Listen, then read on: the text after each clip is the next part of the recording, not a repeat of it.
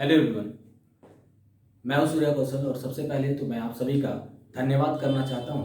कि जो कल वीडियो हमने अपलोड किया था जिसमें हमने सीबीएसई बोर्ड के स्टूडेंट्स के सपोर्ट में कुछ बातें कही थी, अपने कुछ क्वेश्चंस को सीबीएसई बोर्ड की तरफ पुटअप किया था।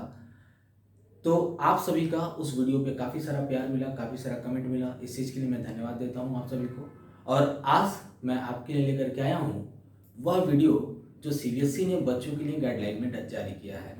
हमने पहले ही बताया था कि जो भी सीबीएसई से इंफॉर्मेशंस आएंगे, जो भी फर्दर इंफॉर्मेशंस आएंगे वो मैं आप तक शेयर करूंगा। तो दोस्तों, अपने वादे के मुताबिक मैं सीबीएसई से आए हुए इंफॉर्मेशन को आप तक शेयर करना चाहता हूँ। सो गाइस,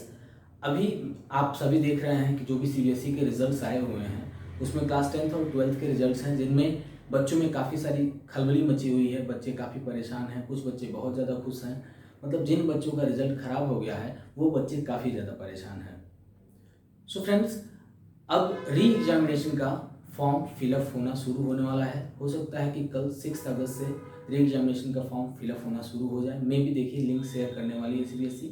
कि 6 अगस्त से एग्जामिनेशन फॉर्म फिलअप होना शुरू हो जाएगा।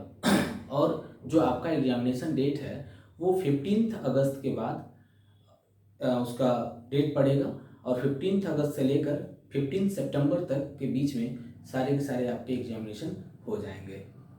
अब इसमें बच्चों के कुछ सवाल हैं, उन सवालों के जवाब हम देना चाहते हैं। जैसे बच्चों के माइंड में सबसे पहले तो सवाल ये है कि सर हम किन किन सब्जेक्ट का एग्ज़ाम दे सकते हैं। तो बेटा ये आप पे डिपेंड करता है कि आप एक सब्जेक्ट का एग्ज़ाम देना चाहते हो या 2 सब्जेक्ट का एग्ज़ाम देना चाहते हो या फिर 5 सब्जेक्ट का एग्ज़ाम देना चाहते हो। ये आप पे निर्भर करता है। लेकिन मेरा राय ये है कि जिस सब्जेक्ट में आपको लगे कि आपने बेहतर परफॉर्म नहीं कर पाया है या फिर ऐसे कह सकते हो कि आपको बेहतर रिजल्ट नहीं मिला है जिस सब्जेक्ट में, आप कोशिश करिएगा कि उस सब्जेक्ट का एग्ज़ाम दें तो ज़्यादा बेहतर होगा। और यदि तभी एग्ज़ाम देना यदि आप उसमें और ज़्यादा बेहतर कर सकते हैं, यानी कि आपको लगता है कि हम ऑब्टेन्ड मार्क्स से ज़्यादा मार्क्स इस सब्जेक्ट में गेन कर सकते हैं, उसी कंडीशन पे आप एग्ज़ाम देने की कोशिश कीजिएगा। क्योंकि सीबीएसई के गाइडलाइन में स्पष्ट रूप से लिखा हुआ है कि बच्चा जो भी मार्क्स ऑब्टेन करेगा वह मार्क्स या ज़्यादा हो या फिर कम हो, उसी मार्क्स को उसके फाइनल रिजल्ट पे मेंशन किया जाएगा। मीन्स यदि एग्ज़ाम देते वक्त आपका मार्क्स कम हो गया, यानी कि ऑब्टेन मार्क्स से आपका मार्क्स कम हो गया, तो कम मार्क्स ही आपके रिजल्ट पे मेंशन किया जाएगा, जिसका विरोध हम बहुत ही तेज़ी से कर रहे थे। और हमने अपने प्रीवियस वीडियो में भी इस चीज़ का विरोध किया था कि यदि जैसे बच्चे कंपार्टमेंट का एग्ज़ाम देते हैं तो कंपार्टमेंट के एग्ज़ाम में क्या होता है कि ऑब्टेन्ड मार्क्स और फिर जो कंपार्टमेंट का जो मार्क्स आएगा उन दोनों में से जो बेटर मार्क्स होते थे उनको कंक्लूड किया जाता है। लेकिन इस साल जो सीबीएसई एग्ज़ाम कंडक्ट कराने जा रही है, इसमें जो भी बच्चा एग्ज़ाम देने के बाद मार्क्स गेन करेगा वही उसका ओरिजिनल मार्क्स होगा और उसके रिजल्ट पर भी वही मार्क्स मेंशन किया जाएगा। सो गाइस, यदि आपको लगे कि हमारा ये सब्जेक्ट वेल प्रिपेयर्ड है और मैं ऑब्टेन्ड मार्क्स से ज़्यादा बेहतर उसमें गेन कर सकता हूँ, तभी आप उस सब्जेक्ट का एग्ज़ाम दीजिएगा। ठीक है। और री एग्जामिनेशन का फॉर्म यदि आपको फिलअप करना है तो आप चाहें तो जिस सब्जेक्ट का चाहें उस सब्जेक्ट का री एग्जामिनेशन का फॉर्म फिलअप कर सकते हैं। तो हमारा राय तो यही है, क्योंकि वैसे भी 15 दिनों में टोटल 5 सब्जेक्ट के बारे में अच्छे से प्रिपेयर कर पाना ऐसा पॉसिबल नहीं है। हाँ, ये है कि अगर आपको पहले से कोई सब्जेक्ट बहुत ही अच्छे से तैयार है तो उसका रिवीजन हो सकता है। मतलब आप उस एक या एक से अधिक 1-2 सब्जेक्ट में ही अच्छा स्कोर कर सकते हैं, नहीं तो उससे ज़्यादा सब्जेक्ट मुझे नहीं लगता कि आप बहुत ही अच्छा कर पाएंगे। हाँ, लेकिन जिनकी स्टडी पूरे कोरोना के टाइम में भी एकदम अच्छे से वो रही है, अच्छी रही है, या कह सकते हो आप वेल प्रिपेयर्ड हैं अपने सिलेबस को लेकर के, तो आप एग्जामिनेशन बिल्कुल दे सकते हैं। और हाँ, एक चीज़ और है, यदि आपको लगे कि आपने जो मार्क्स गेन किया है, अभी फ़िलहाल जो आपने मार्क्स पाया है, यदि आप उससे बहुत ज़्यादा डिफरेंस नहीं ला सकते, मतलब मुश्किल से 4-5 नंबर का ही अंतर हो सकता है आपके री एग्ज़ाम देने में, तो मेरा सजेशन ये होगा आपसे कि री एग्ज़ाम ना दें तो ही बेहतर होगा। क्योंकि ऐसा भी तो हो सकता है, वहाँ पे प्रोबेबिलिटी है कि आपका मार्क्स कम भी हो सकता है, और यदि मार्क्स कम हो गया तो जो कम मार्क्स होगा वही आपके रिजल्ट पे मेंशन होगा। मैं बार बार इस चीज़ को कह रहा हूँ। आपने जैसा देखा कि जो आपका रिजल्ट बना है वो अगर हम क्लास 10 के रिजल्ट की बात करें तो 20% यूनिट टेस्ट से लिया गया है, 30% आपके इसे हाफ ईयरली एग्जाम से लिया गया है, 40% जो है आपके प्री बोर्ड एग्जाम से लिया गया है। ठीक है, इस तरह से करके आपका जो रिजल्ट है रिजल्ट बनाया गया है। और वैसे ही क्लास 12th के अगर हम रिजल्ट की बात करें तो 30-30-40 का जो रेशियो है, इस रेशियो पे आपका रिजल्ट तैयार हुआ है, जिसमें से 30% आपके क्लास 10th के बोर्ड का मार्क्स है और 30% क्लास 11th के मार्क्स और आपका 40% क्लास 12th के प्री बोर्ड एग्जाम का मार्क्स उसमें मेंशन है। ठीक है, तो यदि आपको लगता है कि आपका रिजल्ट यानी कि अगर आप इन तीनों का ओवरऑल यदि परसेंटेज निकालें तो ज़्यादा आ रहा है in comparison of your obtain marks currently, okay, currently आपने जो ऑब्टेन मार्क पाया है उससे ज़्यादा यदि आ रहा है, इन दैट केस आप क्या करें, हमारा इंतज़ार बिल्कुल ख़त्म हो चुका है, क्योंकि बच्चों के मन में बहुत ज़्यादा एक क्वेश्चन आ रहा था कि सर हम एग्ज़ाम दिए बगैर क्या अपने मार्क्स को बढ़ा सकते हैं, या अगर कुछ बच्चे ऐसे थे जिन्होंने हमारे चैनल पे कमेंट किया था या जो हमने प्रीवियस वीडियो बनाया था उस वीडियो पे कमेंट किया था कि सर मेरा 9th में अच्छा मार्क्स है, 10th में भी अच्छा, 10th के प्री बोर्ड एग्ज़ाम तक भी हमारा मार्क्स अच्छा था, लेकिन हमारा फाइनल रिजल्ट में मार्क्स ख़राब हो गया है, ऐसा कैसे हुआ।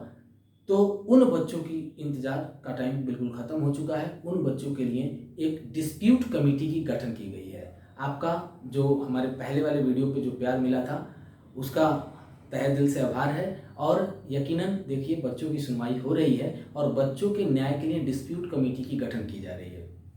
जो डिस्प्यूट कमेटी है, सबसे पहले तो ये समझ लो कि डिस्प्यूट कमेटी का मतलब क्या होता है। जैसे कोई भी समस्या होता है उस समस्या का निवारण किया जाता है, मतलब कोई भी झगड़ा हो या कोई भी बवाल हो, कोई विवाद हो, उस विवाद को उसका निवारण करना डिस्प्यूट कहलाता है। ठीक है, डिस्प्यूट कमेटी मतलब जो भी विवाद हैं, यानी कि किस चीज़ को लेकर, रिजल्ट को लेकर के, मार्कशीट को लेकर के जो भी विवाद हैं, उस विवाद को खत्म करने के लिए डिस्प्यूट कमेटी की गठन की जा रही है। इस डिस्प्यूट कमेटी में लगभग 7 से 8 मेंबर होंगे, जिनमें से कुछ मेंबर सीबीएसई के होंगे, उसमें आपके स्कूल के प्रिंसिपल होंगे और हो सकता है कि आपके सब्जेक्ट टीचर्स भी हों। ठीक है, और उनके सामने जो भी आपके प्रीवियस मार्क्स हैं, प्रीवियस मार्क्स मतलब जैसे अगर आप क्लास 10th में हो तो सबसे पहले तो ये मैं बता दूं आपको कि यदि आप डिस्प्यूट कमेटी में जा करके अपना रिजल्ट सुधार कराना चाहते हैं तो आपको किन किन प्रोसेस का इस्तेमाल करना पड़ेगा। आप जैसे जानते हैं कि आप किसी भी समस्या को लेकर के यदि कोर्ट जाते हो तो उस समस्या से रिलेटेड आपके पास प्रूफ होना चाहिए। सबसे मेन चीज़ है कि प्रूफ या डॉक्यूमेंट कह सकते हैं, जो भी समस्या से रिलेटेड है वो आपके पास होने चाहिए। सेम वही कंडीशन यहाँ पर भी अप्लाई होगा। जो डिस्प्यूट कमेटी है, डिस्प्यूट कमेटी आपके समस्या के निवारण के लिए ही बनाया जा रहा है, लेकिन ध्यान ये रखना है कि जब भी आप डिस्प्यूट कमेटी के सामने जाएंगे तो आप अपने डॉक्यूमेंट के साथ जाएंगे, यानी कि जो भी आपका रिजल्ट है, जैसे यदि आप क्लास 10th के स्टूडेंट हो तो आपके पास जो भी यूनिट टेस्ट का जो मार्क्स है, हाफ ईयरली एग्जाम का मार्क्स है या फिर प्री बोर्ड के एग्जाम का मार्क्स है, लगभग आपके पास ये कलेक्शन होगा। और यदि आपके पास कलेक्शन नहीं है तो किसी भी तरह से करके आप स्कूल से इन रिजल्ट्स को ले लें। ठीक है, यूनिट टेस्ट का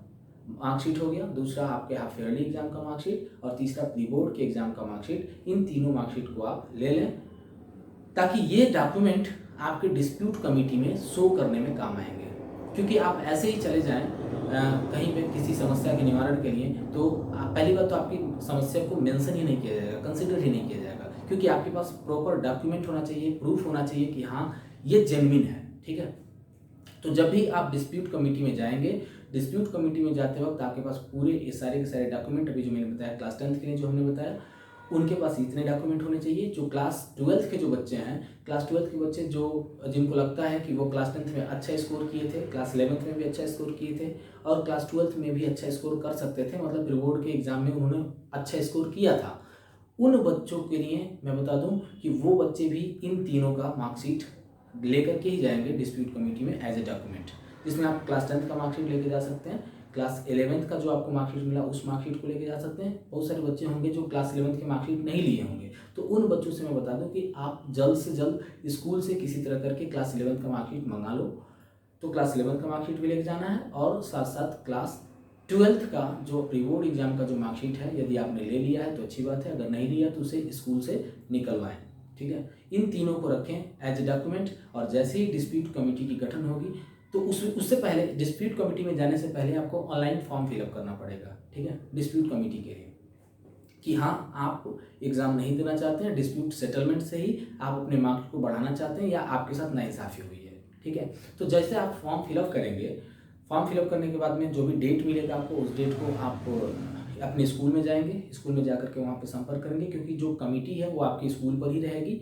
और वहाँ पे आप जब भी जाएं तो डॉक्यूमेंट के साथ जाएंगे और जाकर के अपना डॉक्यूमेंट वेरिफिकेशन कराएंगे, यानी कि आप शो करेंगे कि देखिए सर कि मेरा रिजल्ट, हमने क्लास 10th में यूनिट टेस्ट में इतना स्कोर किया था,